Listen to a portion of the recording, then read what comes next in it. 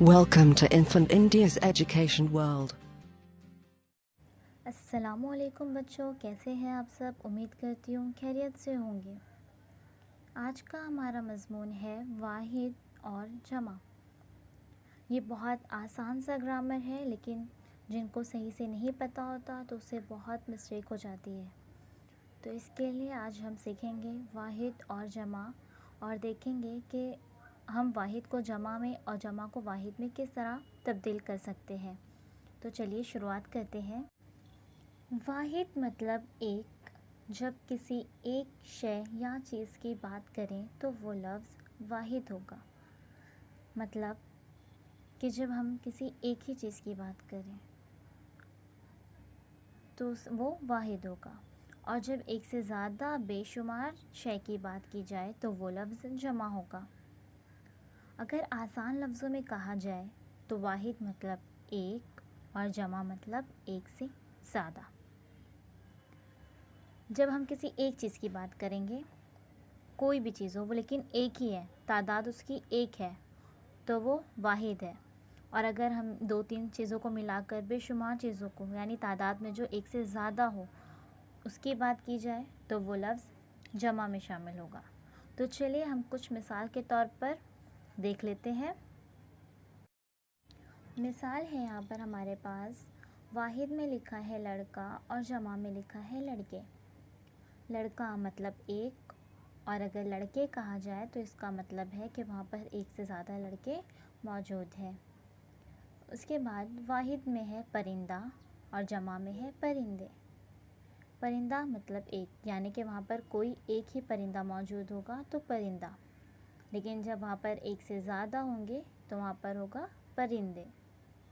उसके बाद है गुब्बारा। गुब्बारा मतलब एक और गुब्बारे मतलब एक से ज़्यादा। यानी अगर मैं कहूँ कि अहमद के पास एक गुब्बारा है, तो मैं ये नहीं कह सकती कि अहमद के पास एक गुब्बारे हैं, है ना। ये जुमला जो है वो गलत हो जाएगा। अहमद के पास एक गुब्बारा है। और अगर मैं कहूँ कि हम सब के पास गुब्बारा है तो गलत। हम सब के पास है यानी कि ज़्यादा है, तो हम सब के पास गुब्बारे हैं, ठीक है। तो इसी तरह वाहिद और जमा में फ़र्क है। दूसरी मिसाल हमारे पास है तस्वीर, और जब बहुत सारी तस्वीर होगी तो तस्वीर। तदबीर, तदबीर की जमा तदाबीर।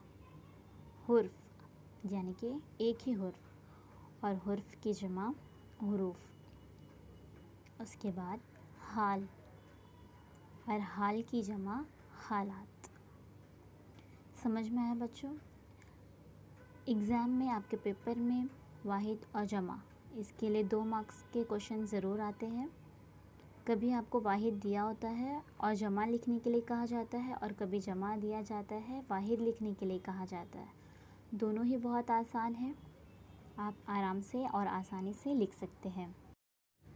और मिसाल देख लेते हैं। लफ्ज़, लफ्ज़ की जमा अल्फाज। अदब, अदब की जमा आदाब। तोहफ़ा, तोहफ़ा की जमा तहाइफ। झंडा, झंडा की जमा झंडे। उम्मीद करती हूँ कि आपको बहुत अच्छी तरह से समझ में आ गया होगा, और आप आसानी के साथ अपने पेपर में, एग्ज़ाम में, नोटबुक में, टेक्स्ट बुक में, जहाँ भी आपको ये सवाल पूछा जाए आप आसानी के साथ लिख लेंगे। Please subscribe the channel and press the bell icon.